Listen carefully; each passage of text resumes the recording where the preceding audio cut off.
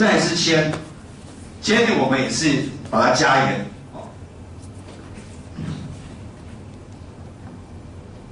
接下来有3个重金属，我们是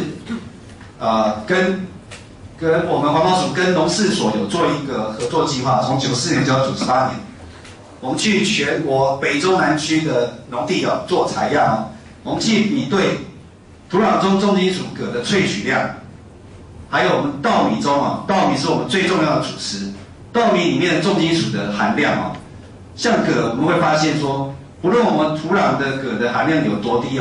这个稻米吸收能力都非常好所以看出来就是说，土壤里面铬的浓度跟稻米铬的含量并没有一个很明显的关联性那目前我们修订，我们把一般地区跟农地，我们就维持5个单位这边跟各位说明，虽然是写农地，原来叫食用作物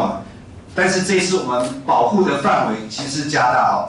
原来只有食用作物，现在是农林渔牧用地，还有饮用水源水质保护区通算在这里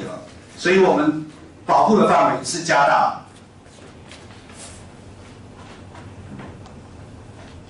铜的部分，我们跟刚才讲的同一批数据同一批的样品刚才是讲到是这一次讲铜，我们可以看到，在国内的资料显示，就是不管你土壤里面的铜浓度多少，作物大概没有办法稻米没有办法超过14个单位那我们推估安全向量是71个单位所以它有一个吸收的一个上限，它不是无限制的吸收那我们这次修订，我们是把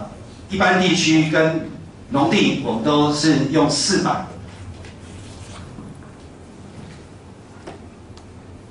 锌也是同一批数据同一批稻米的数据，我们也发现，不管土壤的铜的锌的浓度多高或低都不会超过60个单位那我们推估安全的量是141个单位所以国内目前我们认为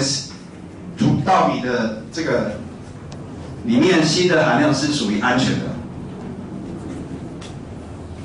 所以我们把锌这次的农地标准是修到900这有考量到，就是说铜跟锌它的毒性不如镉汞铅这么的显著。那另外这边刚刚有跟各位报告过，未来这个新的工业区，我们是会订定一个管制值。铬因为它3价铬跟6价铬有不同的毒理的性质，所以我们是做一个分别的管制值订定。那以前也没有订定农地的管制标准，所以我们这次有把它增订进来。这张表是我们把所有这次重金属的管制标准修订之前跟修订后做一个比较。各位可以看到，前面2栏是现行的标准，那第3栏、第4栏就是我们这次提出来的新的管制标准，也就是新的等制目标。红色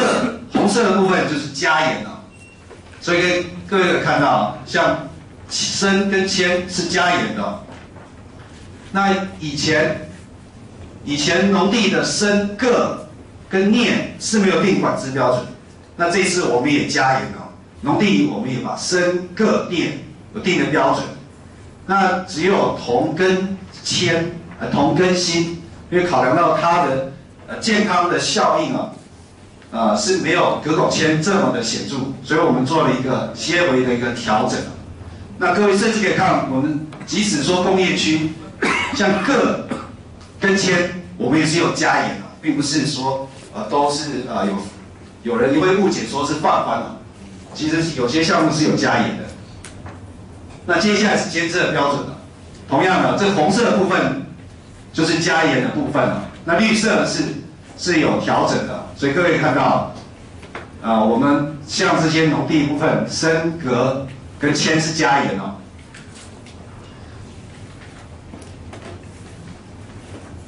那跟各位在最后再补充，就是说，现在我们空水废土的管制标准都没有放松哦。那我们这边土壤污染管制标准是一个最末端的，我们是依据我们的资源去思考说，一块地如果无辜的被污染，